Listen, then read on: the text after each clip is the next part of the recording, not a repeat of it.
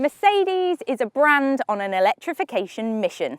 Just about every model in its sprawling lineup is offered with a plug-in hybrid drivetrain or is on the list to get one. From classes A through C, E and S, right through to the GLC and the GLE SUVs, there's a hybrid Merc for everyone. And now the smallest SUV in the range has got plug-in treatment, the GLA 250e. The plug-in hybrid GLA is aimed squarely at other small premium SUVs with similar petrol-electric power, including the BMW X1 xDrive 25e and Volvo XC40 Recharge. And just like its petrol and diesel engine siblings, the new hybrid GLA sports a much more modern look than the car it replaced, featuring styling in line with the latest A-Class. It looks to us more car-like than the Volvo and just as sleek as the BMW. Under the bonnet, you'll find the same 1.3-litre petrol engine and electric motor combo that's in the great A-Class plug-in hybrid, pushing out to a healthy 215 brake horsepower. Elsewhere, there's an 8-speed dual-clutch automatic gearbox, and the fuel tank has been moved to free up space under the boot for the 15.6 kilowatt-hour battery. Mercedes reckon you'll get 37 miles of pure electric running from that. But on our test, we only managed 30. If you run the batteries dry and let the hybrid system do its own thing, you could expect to get something more like 40 to 45 miles per gallon, some way off Merc's official figure of 201.8 miles per gallon. As with all plug-in hybrids, you'll have to make sure the batteries are kept topped up to get the most out of the GLA 250e. If you've got a wall box at home, a full charge should take less than 2 hours, while a regular 3-pin socket will do it in 5.5 hours. Rapid charging isn't supported. The GLA's charging speed tops out at 7.4 kilowatts. The flip side to that is you won't have to use any fuel at all on shorter trips, something that makes plug-in hybrids like this a great option if you live in a town or city or have a regular commute or school run that's under 30 miles or so.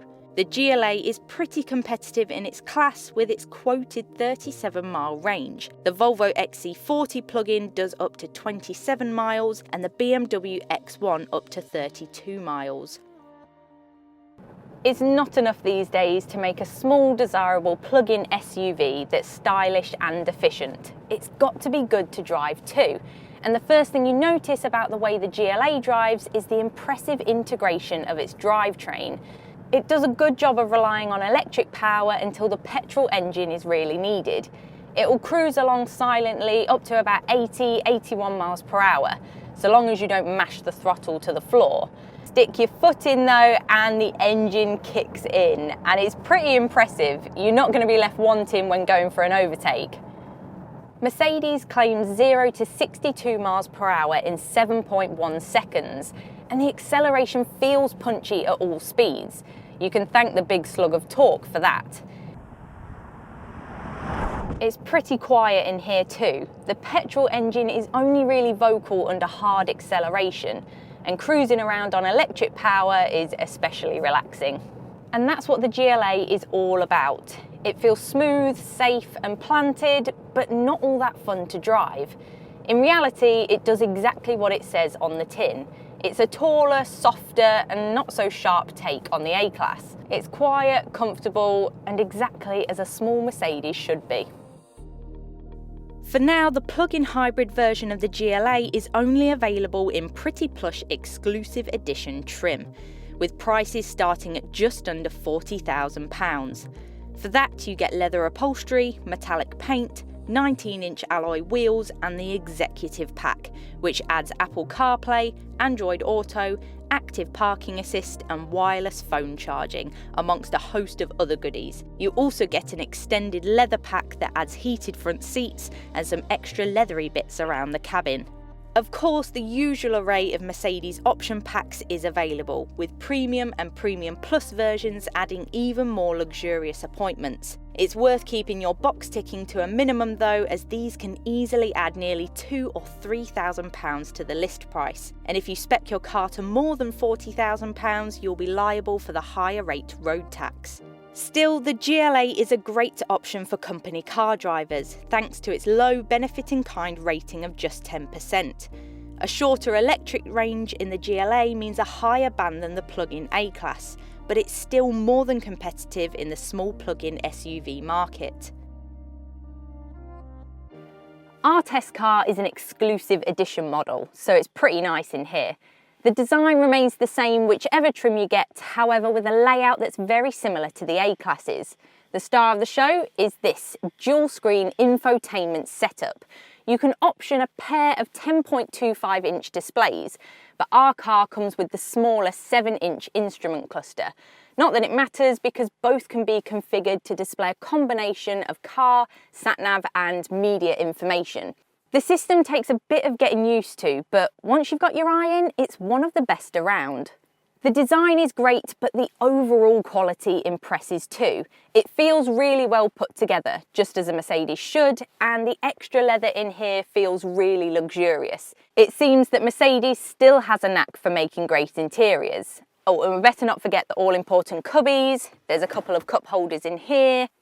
Plenty of room in this central armrest and a couple of good door bins up front. And the glove box is decent enough too.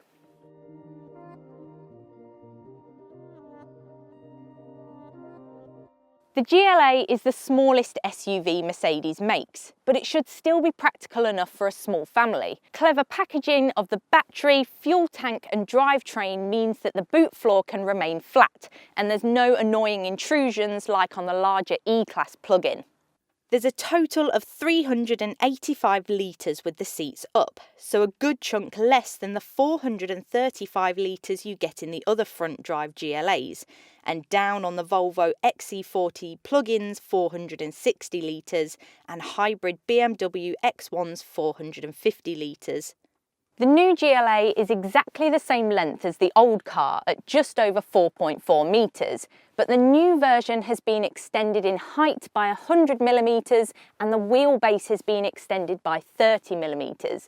Now, that might not sound a lot, but actually the result is a rear bench that's a bit more roomy for adults. I'm 5'4" tall and imagined I'm sat behind myself, I've got plenty of knee room and headspace. But if you're over 6 foot, you might start having issues.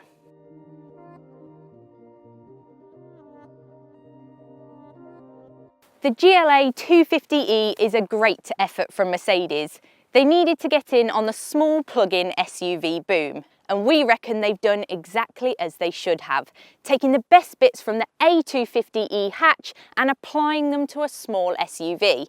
The Volvo XC40 is more practical and the BMW X1 is more fun to drive. But if you're looking for an alternative to diesel power for your next small family car, or perusing the company car list for a low-cost option, then the GLA 250e is definitely worthy of your attention. Head to DrivingElectric.com for all the latest electric car advice, news and reviews. And check us out on Twitter, Facebook and Instagram. Make sure you subscribe to the Driving Electric YouTube channel and hit the bell icon so you're notified when a new video goes live.